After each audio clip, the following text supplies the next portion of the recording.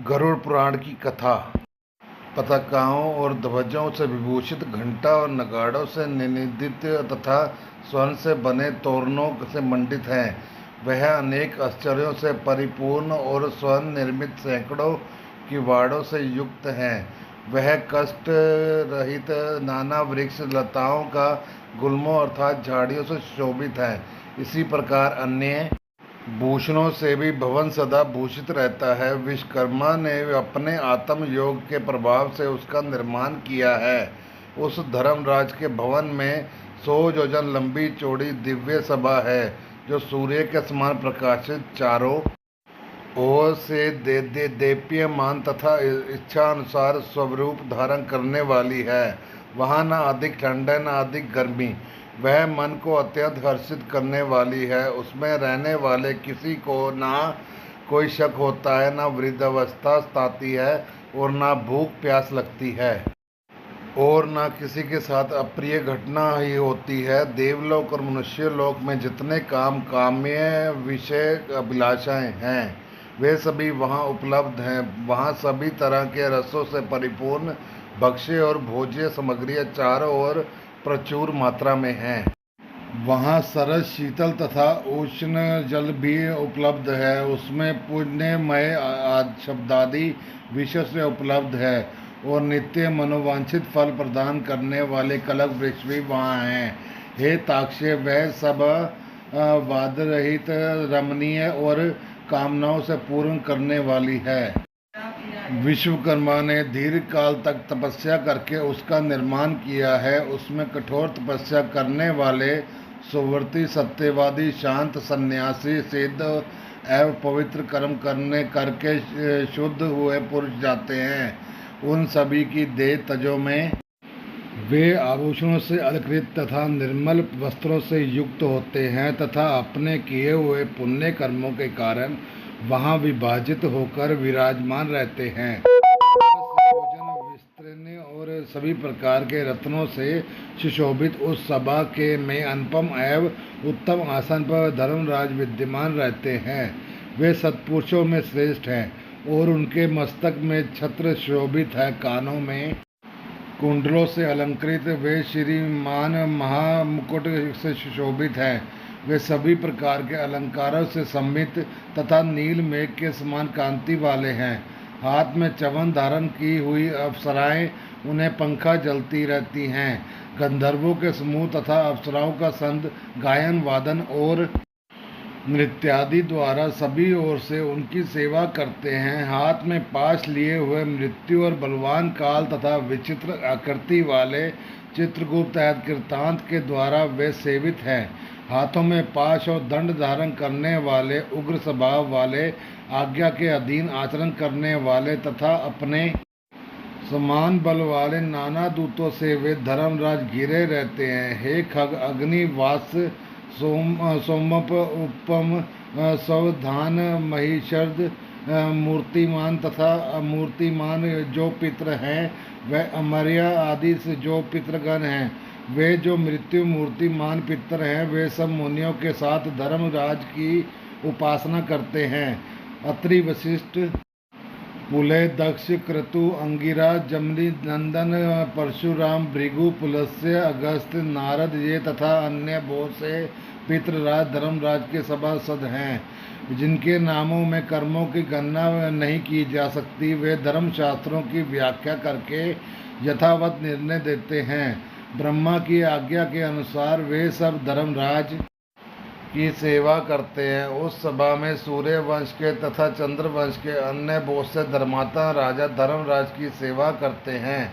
मनु, दिलीप, माध्यता, सगर, भगीरथ, अम्बरीश, अरण्य, मुचुकंद, निमिष, पृथु, यथाति, नहुष, पुरु, दशयंत, शिवी, नल, भरत, शत्रुघ्न, पांडव तथा सहस, अर्जुन, ये यशस्वी परमात्मा, राजेश्वर और बहुत से प्रयागत राजा बहुत से अश्वमेघ यज्ञों का अनुष्ठान करने के सफल स्वरूप धर्मराज के सभासद हुए हैं। धर्मराज की सभा में धर्म की ही प्रवृत्ति होती है।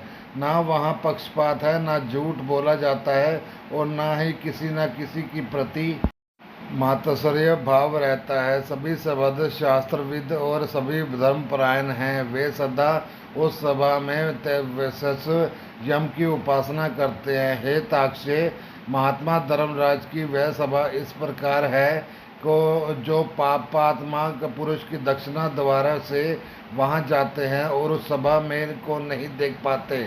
धर्मराज के पूर्व में जाने के लिए चार मार्ग हैं।